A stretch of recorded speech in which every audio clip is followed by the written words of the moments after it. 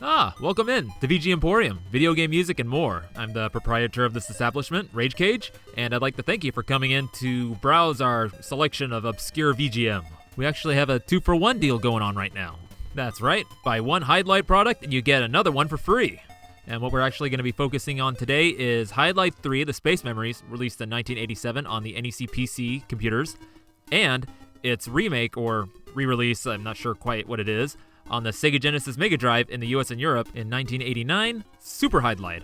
So what we opened up with was the Space Memories, main theme from Hydlide 3, the Space Memories, released in 1987 on the NEC PC 8898 using the YM2203, and then followed right after that was the souped up version, main theme from Super Hydlide using the YM2612 on the Sega Genesis Mega Drive in 1989. And yeah, you may have noticed that there is a big difference between the two.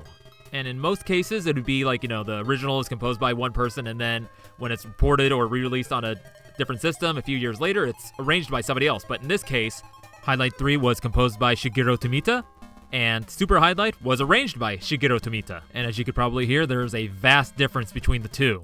Addendum! Hello, friends.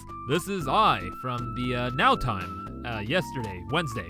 I actually recorded this episode a couple weeks ago, but I just wanted to add this update in here that this past weekend, that would be November 13th of 2022, I went to DNA Lounge in San Francisco to see Button Masher. Yes, the Button Masher, who alongside 8-Bit Big Band won the Grammy along with for their cover of Meta Knight's Revenge from Kirby Superstar, as well as E.N. Cowell, that's E.N.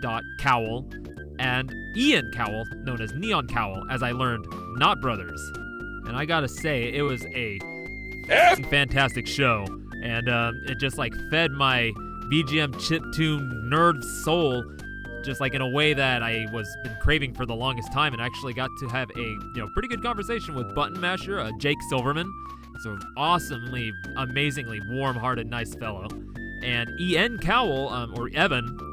And talking with him about just chiptune and actually really digging deep and going back, talking about how we got started with chiptune and our music making stuff, and just actually it was the first time I actually got to have a full conversation in person with somebody about just chiptune nerdery, and they actually knew what I was talking about, when I would reference something as obscure as a chiptune is from 20 years ago. I unfortunately didn't get the chance to chat with Ian, but hopefully, I'll be kind of making it more a habit to actually make it out to San Francisco for these 8-bit SF shows, and see him playing cards. He and his band of agreeable goblins are fantastic, doing video game music covers and everything. And then the biggest surprise being, I probably shouldn't have been surprised to see him there, but it was the big fat surprise. Actually got to meet Gene Draband, who is one of the hosts of Pixelated Audio, which I may have mentioned before was my first VGM podcast, and actually is kind of the big influences to my focus on the obscure weirdo VGM out there, on the Japanese PCs and all the consoles and everything. And he was a real delight to get to talk to, and just hopefully I'll be able to I want to try to get more involved with the West Coast chiptune VGM scene that's going on, because I now actually have an ability to get out there and do go to these things. So I'm hoping to make it to Mag West next year to see all these folks just doing their thing. So yeah, I really wanted to share this because going to this show was really impactful to me, because it was the first time I actually got to engage with this community in person. And I would highly recommend you go check out all their music. So Button Masher, E.N. Cowell, that's E.N. Cowell, and Ian Cowell, Neon Cowell. Again, like I said, not brothers. And I forgot to mention the DJ they had before the show started, DJ Danny DeLorean, just spinning nothing but NES deep cuts. And definitely go check him out, because it's really, really good deep cuts.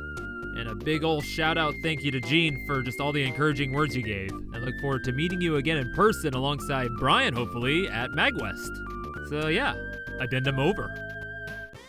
Now, as to why I'm doing a focus on these games, is that the soundtrack for Super Hydlide I've come to really appreciate, and has actually become one of my favorites, because of just the way how it sounds is just so different from anything else I've heard on the Sega Genesis.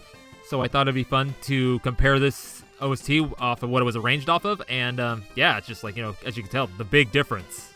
And, just some of the interesting choices that he's done with this. So instead of using like the extra FM channels for like beefier percussion, or even using the channel 6 for the samples, he just created PSG percussion for it, so he could actually focus on the FM patches and making like channels are making like just these really fat, like really crazy sounding patches and just going crazy with it.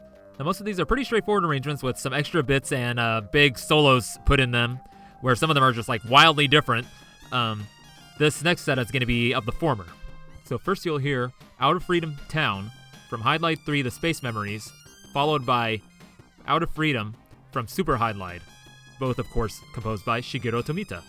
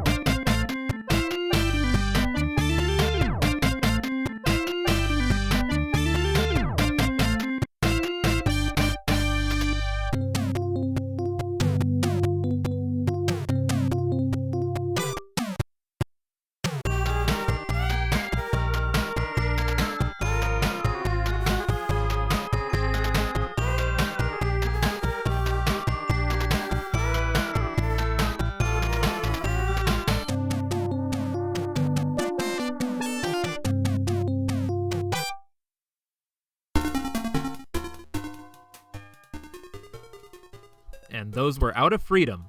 First from Hydlide 3 The Space Memories, and then second from Super Hydlide. And maybe straightforward arrangement isn't quite the right phrasing, but you kind of get the idea. It's like, you can tell that it's the same song, but with some new extra bits thrown in there, and then that crazy wild solo thrown at the end. So now a little explanation as to why these two sound so different because of their sound chips. So starting off with Hydlide 3 using the YM2203, it's the first in the line of the OPN family of Yamaha sound chips, and it has 3 FM sound channels and 3 SSG, which is basically like square waves. And actually those SSG channels are kind of like an offshoot of the AY series of chips, so like the ones that you hear in like the ZX Spectrum or later Atari systems. Whereas the YM2612 is 6 channels of FM, along with the SN76489 for the 3 PSG, which is kind of like more of a softer square waves and not as versatile as the SSG. And the big thing is that the 6th channel of the FM on the YM2612 can actually be used for DAC sample playback. So like a lot of percussion sounds you'll hear in like Sega Genesis games.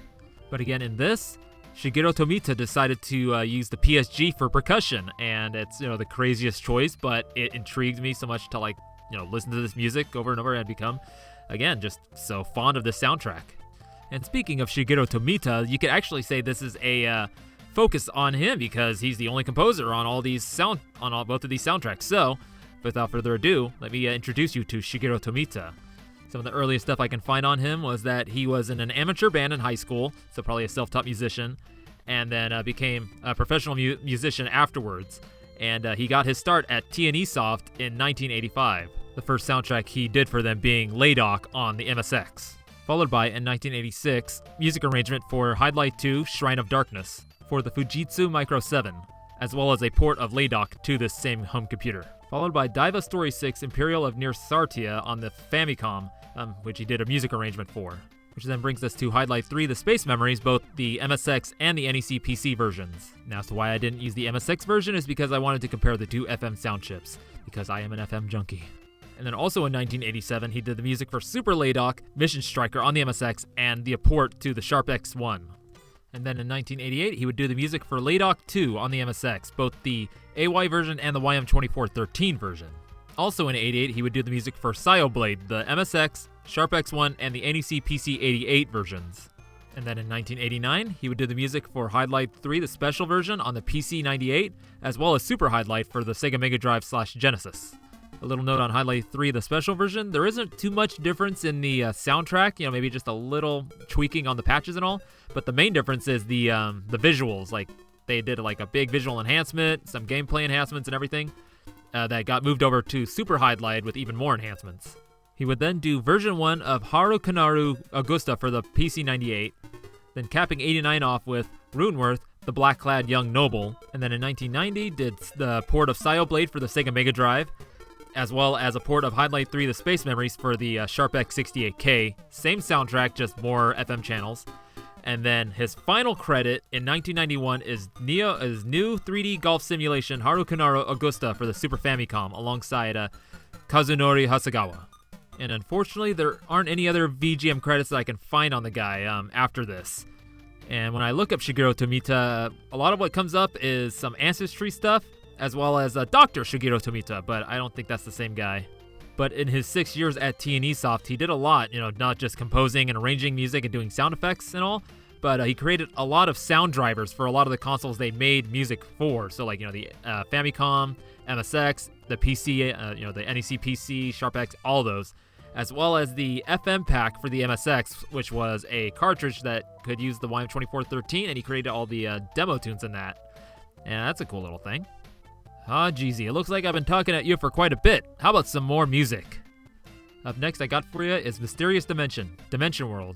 First from Hydlide 3, The Space Memories, followed by Super Hydlide. And this is one of the examples of the kind of wildly different arrangements. So, enjoy.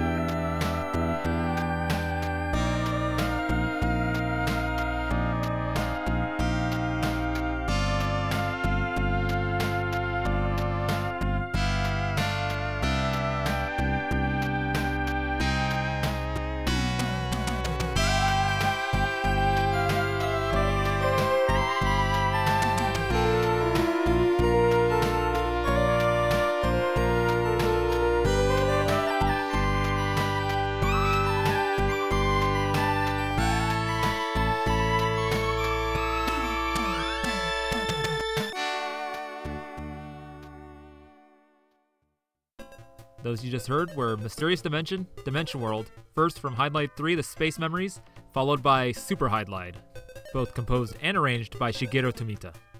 And these two are the best examples of the drastic difference between the two soundtracks. Just, Hydlide 3 with its more kind of straightforward, standard, like, RPG dungeon kind of sound, with then Super Hydlide's version being more slowed down and kind of being a little bit more epic, kind of in a way. And you really wouldn't be able to tell that this was like an arrangement of that previous track unless, except for like hearing the same name and then listening for kind of some similarities. Like with the previous two, like they're pretty straightforward arrangements, like, again, that phrase straightforward, but I could loop them into each other and, only difference would be the way how they sound, whereas this one, it's like a big change, so I couldn't properly loop them. I had to kind of fade them out and everything, and yeah, for this one, I'm definitely more for like the fast-paced kind of like, crazier sound and stuff, but this version of it has kind of grown on me after a while, like, actually listening to it and kind of, getting a feel for it, and yeah, this one's like really well done. So now I'm going to regale you with some history on the game series that is Hydlide. Starting, of course, with the first game, Hydlide, released in 1985, initially for the NEC PCs 6001 and 8801. Developed by T&E Soft's Tokihiro Naito, it is an open-world take on the Tower of Duraga arcade game, with role-playing game elements added in, as well as borrowing from another game called Black Onyx with the health bar mechanic. A little side note, in the history of Japanese RPGs, a lot of them cite inspiration from games like Ultima and Wizardry, but Naito was completely unaware of these two games, whereas another game, Dragon Slayer, being developed by Falcom, was. And actually, these two games, Hydlide and Dragon Slayer, alongside a third one, Courageous Perseus, were considered the first action role-playing games. But Hydlide holds the honor of being the actual first open-world action RPG. And so this game would be a very heavy influence for many games to come, such as Ease with its bump combat mechanic, as well as the regenerative health. And the regenerative health actually would come back into play decades later in games like Halo. And Hideo Kojima actually specifically cited Hydlide being his inspiration for Metal Gear Solid 5, The Phantom Pain, for the way how it plays, like the open world, the regenerative health, everything like that. So in Japan, Hydlide is very highly regarded alongside Dragon Slayer, and they're kind of like the two sides of the same coin. But unfortunately, here in the US, it did not get that much acclaim because, unfortunately, it came out on the NES in 1989, so after we had gotten Legend of Zelda, and, people compared it to that and just saw it as like a lesser, inferior version, not realizing that this game had actually was in a way an inspiration to Legend of Zelda. And a little side note, the version of Hydlide that we got here in the US was actually the 1986 Hydlide Special version that got released on the Famicom 3 years earlier in '86, so when it was still pretty fresh. Now for the plot of the game, in the Kingdom of Fairyland, there are 3 magical jewels. One day, an evil man goes into the palace and steals one of the jewels, and the other 2 lose their magic's power, thus breaking the seal on the evil demon Verilus. And he just unleashes on the world, casts a spell on the princess, puts her to sleep, and then unleashes hordes of monsters onto the land and becoming the ruler of the kingdom. And so it is your quest as the hero to defeat Verilus and restore the magic to the crystals. Now, in 1985, there was a sequel created called Hydlide 2 Shrine of Darkness, which was only released in Japan for the NEC PC 8801 and then a port to the MSX, as well as the Fujitsu Micro 7 mentioned earlier.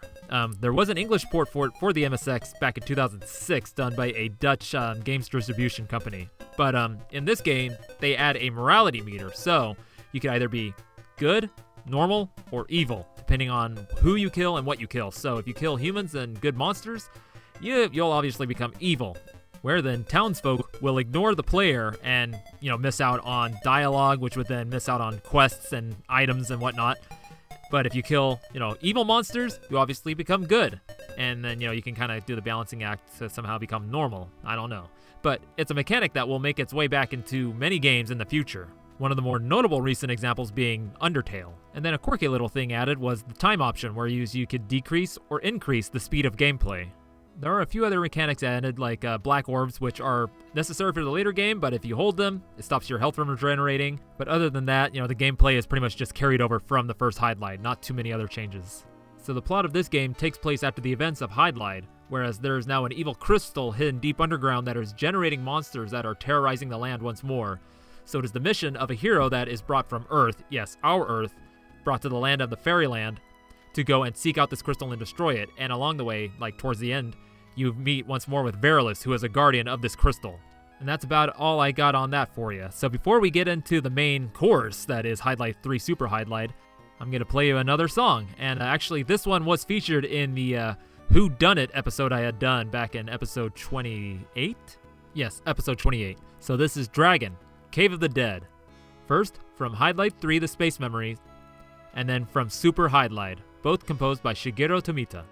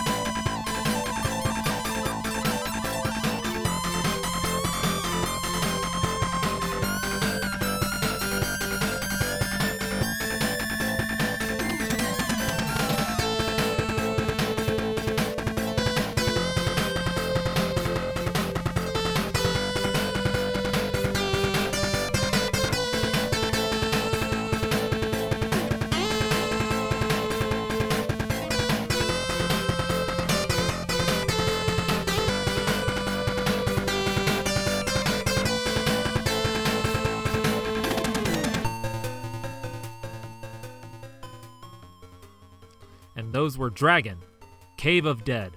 First, from Hydlide 3, the Space Memories, followed by Super Hydlide, both composed and arranged by Shigeru Tomita. And again, there he goes, just wacky wonkers on that Super Hydlide version. It's just a pretty amazing show of like 3 years of experience and then having access to more memory for music. So we could just create these like extra, like twice as long, 3 times as long, just jamming sessions with like those big solos and stuff, you know. Wacky wonkers. Now here's a silly little fun fact. Back when I first discovered the OST for Super Hydlide, you know, I saw the name Shigeru Tomita, and my brain for some reason thought, Tomita? Wait, that's the name of one of those synth musicians my mom used to listen to a lot back then, especially the album Snowflakes Are Dancing. So thinking I had stumbled upon something really cool, I decided to kind of dig into it, and found out that, no, it's not the same Tomita. This is Shigeru Tomita, and the synthesizer composer who did all those albums that my mom listened to a lot was Isao Tomita, who's very well known for doing many arrangements, like synthesizer arrangements of classical music, as well as pioneering the synth pop sound that would be later used by bands like Yellow Magic Orchestra and has been cited as inspiration by Stevie Wonder as well as Michael Jackson. So long story short, Shigeru Tomita is not that guy that my mom used to listen to all the time when I was a kid. But now it's time to get to the meat and potatoes of this episode. Hydlide 3, The Space Memories, released in 1987, and Super Hydlide, released in 1989. There was Hydlide 3 special version released on the PC 98 at the same time in 89, but it was mostly graphical overhauls, nothing like much more, and that's what Super Hydlide is based off of. So this time I think I'll start with the plot because it's not that big. It takes place many years after the events of Hydlide 2. There's an explosion of flames appearing near the City of the Woods. After that, monsters spread throughout the world. A young man is chosen to find the source of the evil. So not much change there plot-wise, but in-game-wise, there's a lot of overhauls here. So like the morality system is carried over from Hydlide 2, and it's changed up a little bit. Now it's called Moral Fiber, and if your moral fiber is really low, you will encounter many traps throughout the world map, as well as finding items a lot more expensive to purchase. Townsfolk don't react to you any differently though. Now, and if your moral fiber is really high, you'll get like a lot of special items and bonuses and stuff that you'll find out in the world map and in dungeons and stuff. And the time option that was introduced in Hydlide 2 that was just for increasing or decreasing the gameplay speed is now turned into an actual in-game clock where you have day and night cycles, wherein you have to get regular sleep and make sure you eat at least 2 times a day. And the results are as you would expect if you don't do these things. Your HP decreases as well as your strength. So as Scatman Crothers once said, you gotta keep regular if you want to keep happy. Now one of the first big change-ups is that there's 4 classes to choose from: Fighter, Thief, Cleric, and Monk. And from what I've been reading, if you ever do play this game, start with the Fighter, because the other 3 are meant for people that have already played through the game with the Fighter and more experienced with like this kind of game system. In which one of the newer mechanics is that everything has weight. You picked up a coin? Ooh, that's got some weight on it. Get some items, healing items, some armor and stuff. That all has weight. Depending on what your fighting class is and how much your levels are, that determines how heavy the weapon you can carry. So like, you can start off with like a one-handed sword, and then eventually you'll be able to actually carry a two-handed sword. But again, that all has weight, and if you're overweight, you're slowed down and aren't able to fight as well.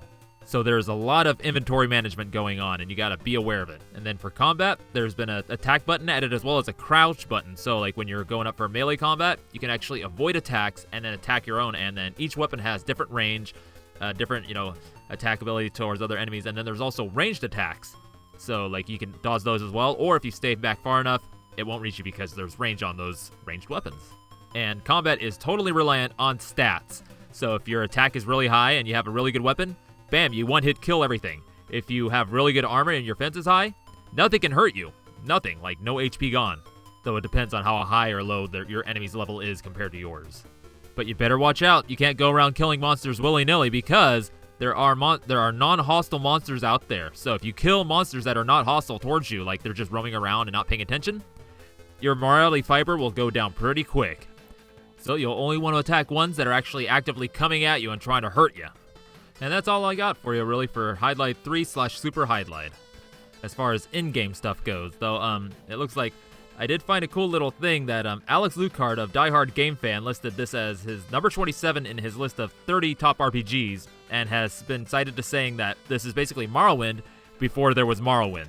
And then there's Platinum Games director Hideaki Kamiyama. When he was working on the game Scalebound in 2013-2014, he cited Super Hydlide or Hydlide 3 as his main inspiration for like the gameplay mechanics of Scalebound, because he said that it was one of the first PC games he'd ever played, and it had a really hardcore game design that no one was doing on consoles at the time.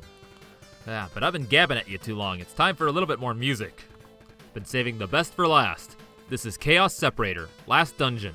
First from Hydlide 3 The Space Memories, and then from Super Hydlide, both composed and arranged by Shigeru Tomita.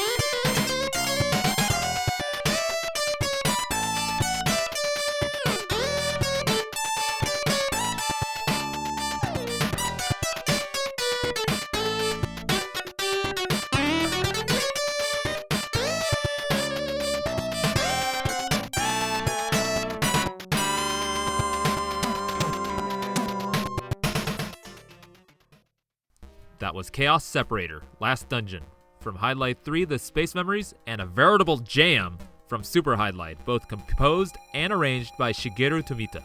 And this is another one of those wildly different arrangements. Like, you listen to the first one, and you're like, okay, this is kind of like a cool little final dungeon thing, and then you get to the second one, it's like, what a holy gamboli! This sounds like something that should be playing in like a really cool, like big old schmoozy town or something. And again, this is another one of those ones that, like, you wouldn't be able to tell that the latter was an arrangement of the former because there is just like so wildly different.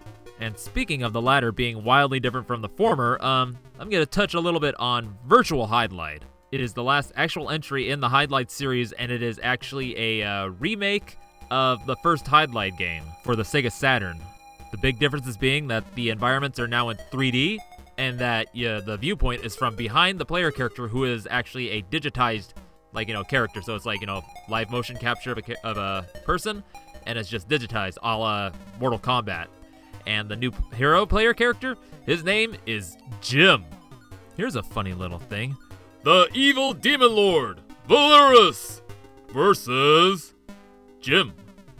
Another big difference is that the world is randomly generated every time you start a new game. So the developers had created 20 different level maps. So like the dungeons and everything, the layouts are different every time you go to them. So you can't expect it to be the same. So it's kind of like almost a roguelike in that way, I imagine. I don't know. So each map is assigned a alphanumerical number. So at the beginning, like before you even start the game, there's an option where you can enter in these numerical numbers so that it'll generate your favorite maps, the ones that you want to revisit, if you ever want to revisit this game. If you ever visited this game. Don't visit this game.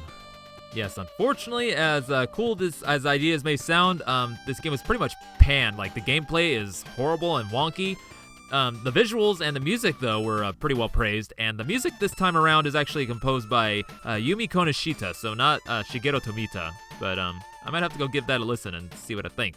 And that, my friends, is the weird mashup bundle of the Hydlide series / the Hydlide 3 and Super Hydlide music bundle super 2-for-1 deal I got for you. I had no idea what I was going to do when I started this. But don't let that discount any advice I give you. Oh, that hurt a little bit. But anyway, if you'd like to hear more T&E soft music of the golf variety, which they are very well known for, go check out Pixelated Audio episode 168, where they, with guest Hammock of KVGM The Last Wave, and his dad, Craig Stadler, talk about just all the awesome music of T&E soft golf games. And if you like obscure VGM with a lot more higher detail of history and research behind it, check out Pixelated Audio. And if you like really just cool, smooth VGM jams, check out KVGM. So, I'd like to thank you for coming into VG Emporium. And you can find VG Emporium on all your favorite podcatchers, such as Spotify, Apple, Google, Audible, as well as on YouTube and the social medias, Twitter and Instagram. And you can find me, the host, proprietor of this establishment, Rage Cage, on those same social medias like Twitter and Instagram, as well as on SoundCloud, where I post my original chiptune. Now, next week is Thanksgiving, and what I have planned for it is still up in the air. I have a couple things that I'm kind of vacillating between, but we'll see what happens. It's going to be a surprise, a Turkey Day surprise. Speaking of Thanksgiving surprises, here's a cool little recipe that my great-grandmother used to do for the turkey. So she would take the turkey, do all the dressing and stuff, stuff it with popcorn. Then she would put it in the oven, and you would know it was ready when the popcorn would blow its ass out. Yep, a fine Turkey Day surprise from GG Myrtle. Now, I'm going to play out with a couple more tracks here, and I'm going to mix it up a little bit. So first, I'm going to be playing you Dissapear, Ending 1, from Super Hydlide, and then ending off with The New Creator, Ending 2, from Hydlide 3, The Space Memories, both arranged and composed by Shigeru Tomita.